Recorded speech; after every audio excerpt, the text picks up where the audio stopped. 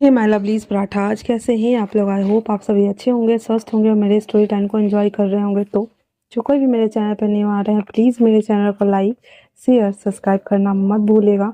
अगर आप लोगों को मेरी स्टोरी लाइन उसके प्लॉट्स पसंद आते हैं तो प्लीज़ मुझे कमेंट्स करके अप्रिसिएट करना भी मत भूलिएगा। जैसी भी लगे मुझे कमेंट्स करके ज़रूर बताइएगा। एक और बात, जिन लोगों को भी मेंबरशिप बाय करना है तो वो मुझे सीधे सीधे कमेंट्स कम्युनिटी में डाल पूछ सकते हैं अगर कोई सवाल रहा तो, या फिर मुझसे टेलीग्राम पे या फिर इंस्टाग्राम पे कांटेक्ट कर सकते हैं। इंस्टाग्राम का आईडी मेरे जो मेन अबाउट सेक्शन है वहाँ पे आपको चैनल पे मिल जाएंगे। और दूसरी बात, मेंबरशिप ओनली फॉर मैंने 30 का लगाया है, तो जो लोग भी इंटरेस्टेड है प्लीज़ बाय कर सकते हैं, ज़बरदस्ती नहीं है। कोई भी उससे रिगार्डेड बैड कमेंट्स या हेटेड कमेंट नहीं करेगा। जिन लोगों को भी नहीं खरीदना है उनके लिए नॉर्मल स्टोरी चल रही है जो कि मेरे सभी चैनल पे जा रही है, तो आप लोग वो सुन सकते हैं। तो चलिए हम नेक्स्ट आगे बढ़ते हैं, जहाँ लास्ट पार्ट में हमने देखा था कि विंग और वांगजी पूरे दिन के लिए एक दूसरे को डेट करने के बारे में कहते हैं, लेकिन विंग ऑफिस वर्क में बिजी हो गया था जिस वजह से वो भूल गया था। आफ्टर ऑल वो इतना ज़्यादा बिजी हो चुका था कि उसके दिमाग से निकल गया था कि आज उसने वांगजी को डेट के लिए बोला है। बट एट द लास्ट वो फाइनली आता है और थोड़े बहुत मोमेंट वो लोग एंजॉय करते हैं, और उसके बाद विंग सीधा जर्मनी के लिए निकल जाता है। वहीं दूसरी तरफ हमारा वांगजी, अभी उसने बोला तो था ड्राइवर को कि टेम्पल के लिए चलो, लेकिन उसकी कार अभी भी रास्ते में ही थी। आई मीन कि विंग के घर से थोड़ा सा दूर आगे। जैसे ही विंग अपनी कार लेके एयरपोर्ट के लिए जाता है, वांगजी उसे देखते हुए कहता है, ओ तो तुम भाग रहे हो। हाँ, ऐसा नहीं हो सकता ना, तुम अपने हस्बैंड के बिना कैसे रह सकते हो। और इतना बोलकर वो वापस से ड्राइवर को कहता है, अब चलो टेम्पल। और इतना बोलकर वो लोग टेम्पल के लिए निकल जाते हैं। वहीं अब पूरे 9 घंटे की फ़्लाइट के बाद हमारा विंग जर्मनी फाइनली लैंड कर चुका था, और वो अपने आप को फ्रेश व्रेश करवाते हुए, आई मीन कि उसमें नहीं, बॉडी को स्ट्रेच करते हुए उठता है और उस हवाई जहाज से नीचे उतरता है, जहाँ पे उसे पिक करने के लिए उसी का कंपनी का जिसे वो बात करने के लिए आने वाला था वो आया हुआ था उसे पिक करने के लिए। उसके साथ वो होटल चला आता है और वो कार में बैठा हुआ था होटल जाने के लिए। तभी अचानक से विंग के कार के ऊपर हमला होता है, जिसे देखकर विंग बहुत ज़्यादा डर गया था। तो वो ड्राइवर बोलता है, सर डरने की बात नहीं है, ये लोग पॉकेट मार हैं और कभी कभी कोई कार को टारगेट करते हैं, लगता है इस बार टारगेट इनका हम लोग हैं। और इतना बोल करके वो शांत हो गया था, क्योंकि उस हाईवे पे ना बहुत सारा धुंध था। इतना धुंध था कि दिखाई नहीं दे रहा था आसपास क्या हो रहा है। और तो और उस हाईवे पे ज़्यादा कारें भी नहीं थी, सच कह रहे थे, क्योंकि पॉकेट मार के लिए ये जगह काफ़ी सेफेस्ट थी। और उस हाईवे पे ना जल्दी लोग जाते नहीं थे, और शहर जाने के लिए एक यही हाईवे था। और जो कि विंग हमारा रात को निकला था तो मॉर्निंग का टाइम हो रहा था, इसी वजह से उन लोगों के लिए ये अच्छा मौका था इसे घेरने का।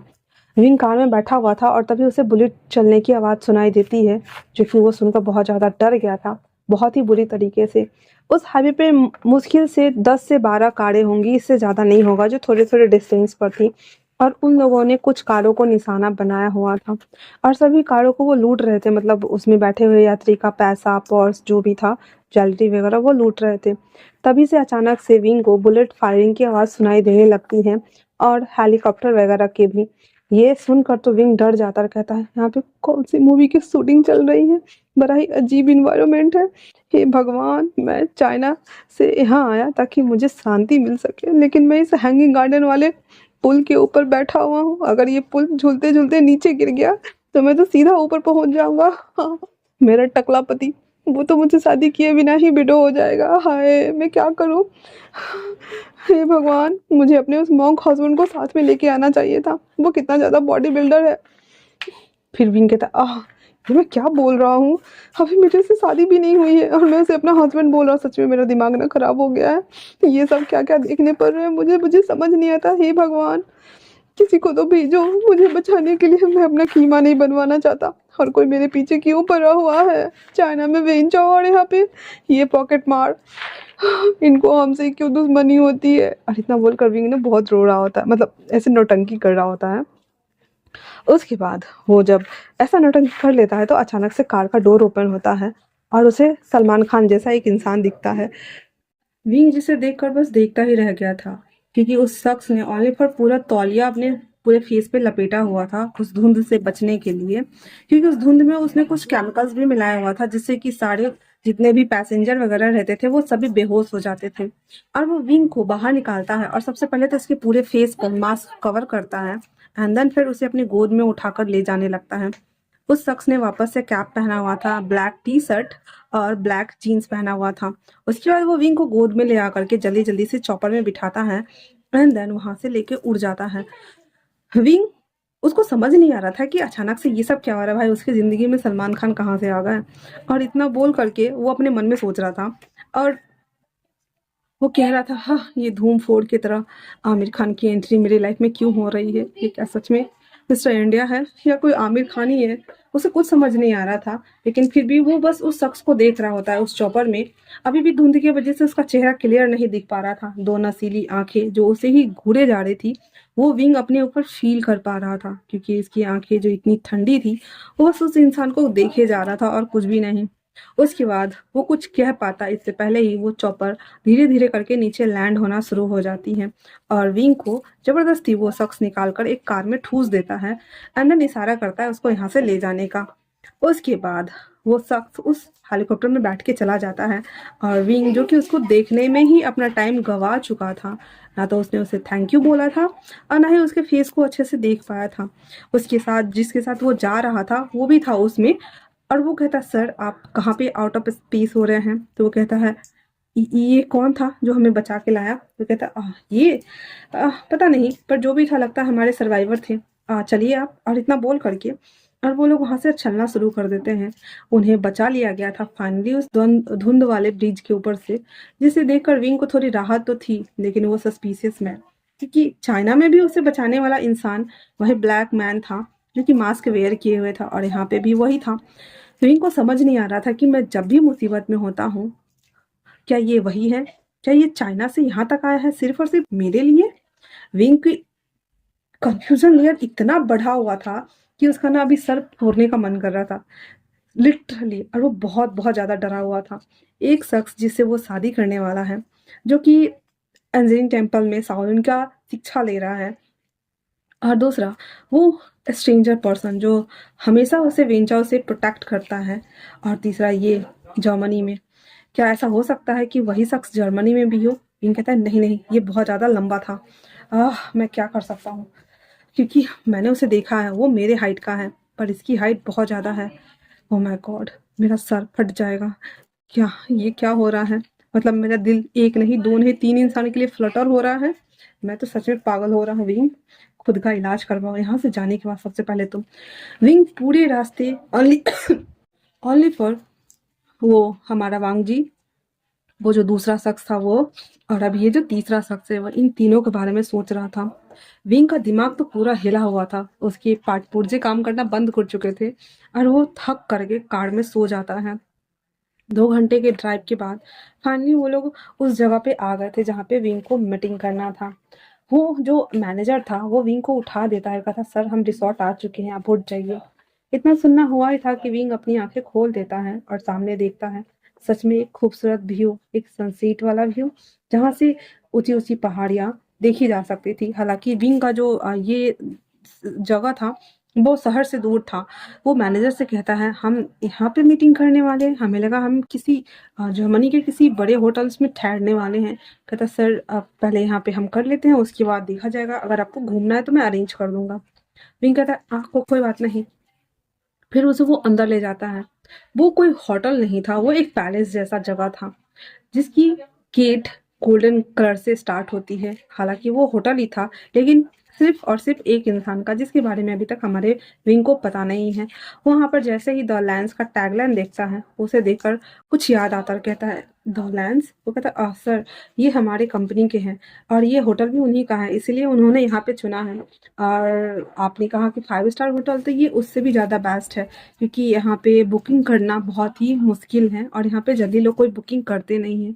विंग टोटली कंफ्यूज और कहता है ओह हाँ ये भी सही है, वैसे भी हम जिस क्लाइंट को डील करने आने वाले थे वो यही है। और इतना बोल करके और विंग चुपचाप से बिना समय गंवाए अंदर आता है। उसको जो स्विट्स रूम दिया गया था वहां से बाहर का व्यू खूबसूरती के साथ देखा जा सकता है, क्योंकि बाहर कप शेप में बने पहाड़, ऊपर से वो हरियाली पहाड़ों के ऊपर और वहां से सूरज का व्यूज बहुत ही खूबसूरत और दिलचस्प होने वाला था।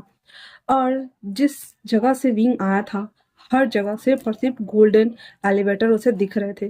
गोल्डन एलिवेटर के अलावा उसे कुछ भी नहीं दिख रहा था। यहाँ तक कि हर चीज पर गोल्ड कलर का नक्काशी और काम किया हुआ था, जो कि एक एंटीक लुक लग रहा था। विंग अपने मन में कहता है, ये जिसका भी होगा वो सच में वाकई में बहुत ज्यादा अमीर होगा। हाँ, चलो कोई ना, मैं इन लोगों से डील करने आया हूँ, आई होप कि डील अच्छा हो। और ये सोच करके वो हर तरफ देख रहा था एक्साइटमेंट के साथ में। उसके बाद उसे उसके कमरे में ठहरा दिया जाता है।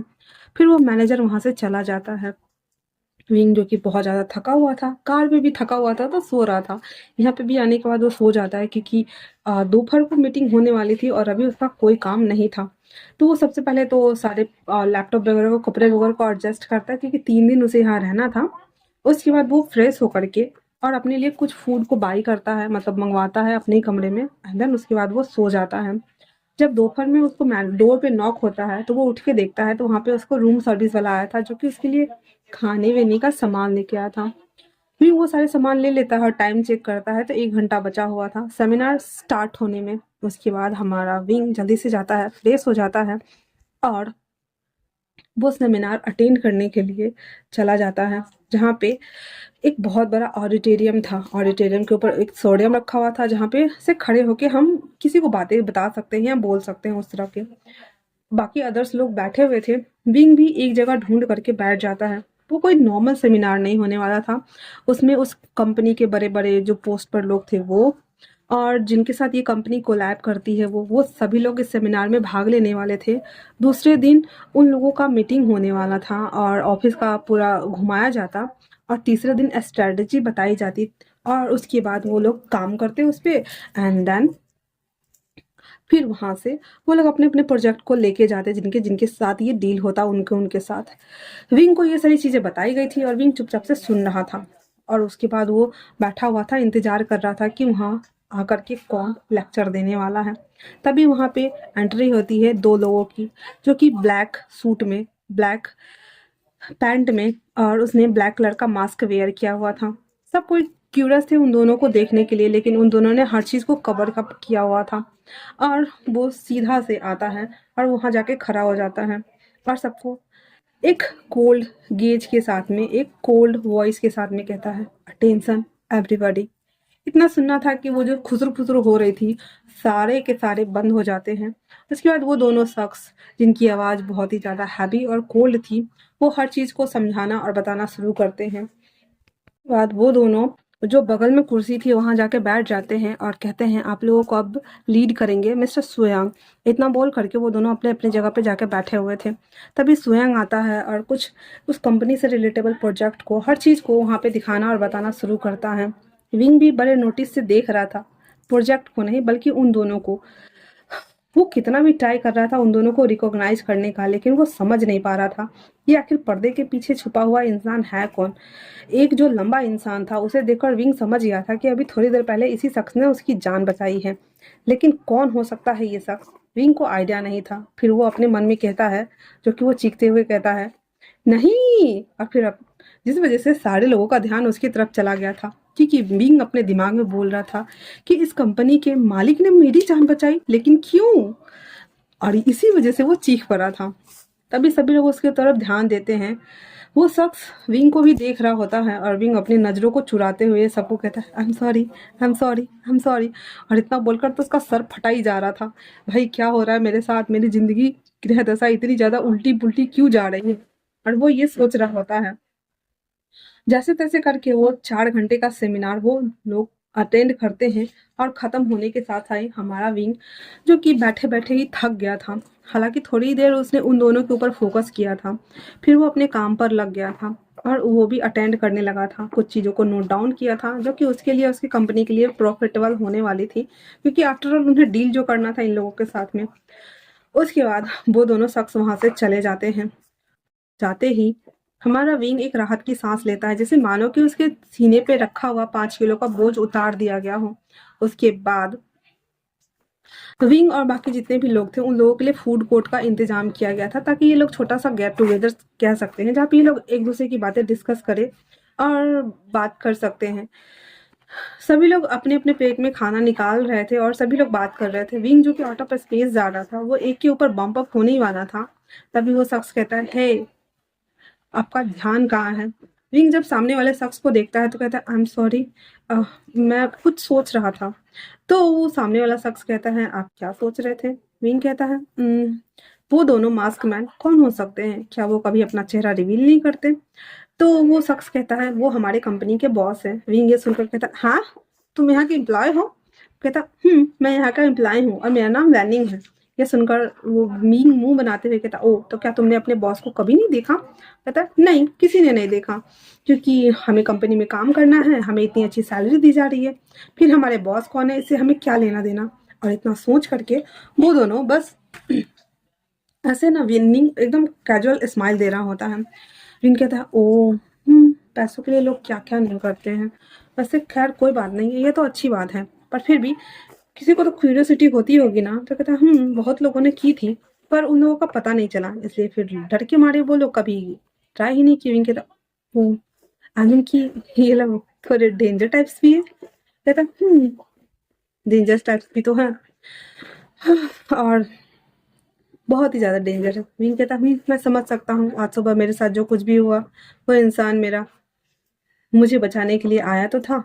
और ऐसे वो धीरे धीरे बोल रहा था। तो वेनिंग कहता, क्या कहा आपने? कहता, कुछ भी नहीं।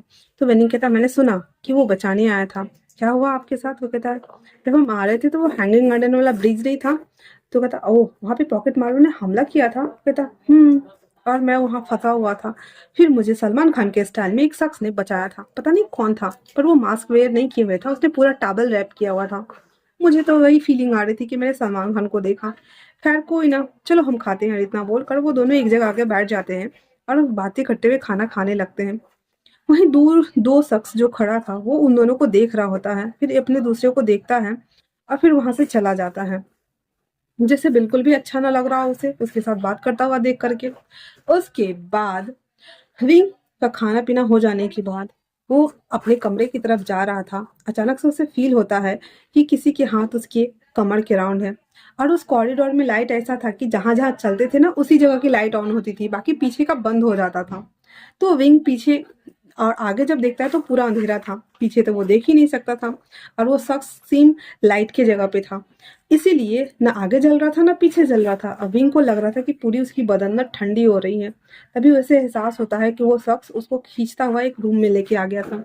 विंग इससे पहले कुछ रेसिस्ट कर पाता या कुछ भी कर पाता, वो शख्स विंग को सीधे पीछे से पलट देता है और उसकी बॉडी को अपनी केज में ले लेता है। उसे बिल्कुल भी मौका नहीं दे रहा था, उसके हाथों को ऊपर की तरफ टाई अप कर दिया हुआ था और उसके कानों को अपनी मास्क को हटाते हुए लिक करना शुरू कर देता है। विंग अपने मन में चिल्लाते हुए कहता है, हर इंसान मेरा चीरहरण क्यों करना चाहता है, मुझे समझ में नहीं आता।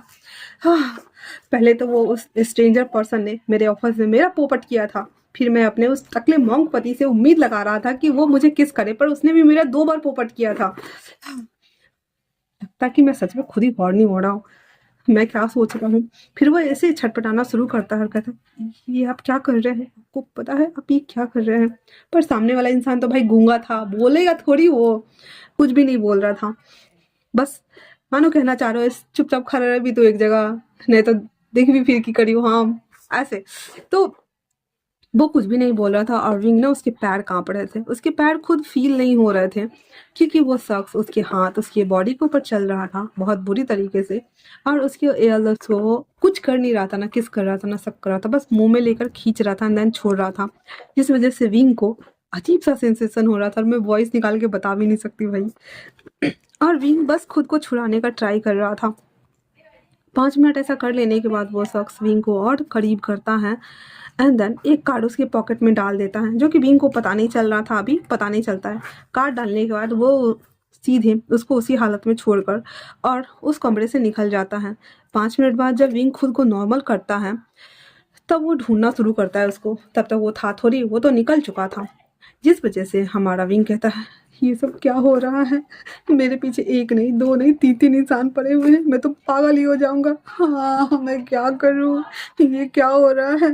मुझे समझ में नहीं आ रहा। फिर वो कहता, 1 मिनट, मुझे जो सुबह में बचाया था उसमें और इसमें अंतर है, क्योंकि सुबह में जिसने मुझे बचाया था वो बहुत ज्यादा लंबा इंसान था, हाँ, 3 नहीं 4 इंसान। हाँ, मैं क्या करूँ? मेरे पीछे 1 नहीं 2 नहीं 3 नहीं 4 इंसान पड़े हैं। और वो ऐसा बोलते हुए कॉरिडोर में चलते जा रहा था। तभी उस वो मैनेजर से टकरा जाता है, तो मैनेजर कहता है, सर आप क्या बोले जा रहे हैं? ये 3-4 क्या है? विंग कहता है, कुछ नहीं। मैं अपनी किस्मत के बारे में सोच रहा हूँ। कभी तुमने सोचा है कि तुम्हारे लिए 4-4 सीवियर हो जो तुम्हें चाहते हो? बेचारा मैनेजर अलग ही अपना सर खुजाया जा रहा था। उसे लग रहा था कि शायद विंग ने कुछ ज़्यादा ही पी ली। विंग समझ गया कि उसे लग रहा है कि हमने कुछ ज़्यादा ही पी ली, इसलिए कहता है, शुक्रिया, वैसे मैं अपने कमरे में जाता हूँ। और इतना बोल कर विंग आगे बढ़ जाता है। वो मैनेजर बेचारा विंग को सर खुजाते हुए देख रहा होता है कि ये क्या बोल के गया, 4-4। उसे कुछ समझ नहीं आ रहा था और वो वहाँ से चला जाता है। विंग अपने कमरे में आकर बैठा हुआ था और अभी भी उस शख्स के बारे में सोच रहा था, क्योंकि इस शख्स की हाइट भी उसी की जैसी थी। अब वो ये सोच रहा था कि क्या सच में वो इंडिया से, आई मीन सॉरी, चाइना से जर्मनी आ सकता है उसके लिए। लेकिन नहीं, जो सुबह में उसको बचाया था वो कोई दूसरा था। उसकी बॉडी अलग थी, क्योंकि विंग ऐसे पहचानता है, जब भी इसने, जैसे अभी इसे अपने केज में लिया, इसकी बॉडी शेप उसी शख्स की तरह लग रही थी। लेकिन जब सुबह में जो बचाया था उसकी बॉडी शेप अलग थी, जिस वजह से विंग टोटली कंफ्यूज था और कहता है, 4-4 लोग, 4-4 लोग मेरे पीछे पड़े हैं। और कहता है, अब मैं क्या करूं, मैं क्या करूं? तभी उसके फोन पे रिंग होता है। वो देखते ही नंबर चीख पड़ता और कहता है, हाँ, ये मुझे फोन क्यों कर रहा है? ओ माय मॉन्क हस्बैंड, बस भी करो। और इतना बोलकर वो फोन पकड़ के कर रहा होता है। तो आज के लिए इतना ही। कैसा लगा आप लोगों को ये पार्ट, मुझे कमेंट्स करके जरूर बताना। तब तक के लिए थैंक्स फॉर वॉचिंग।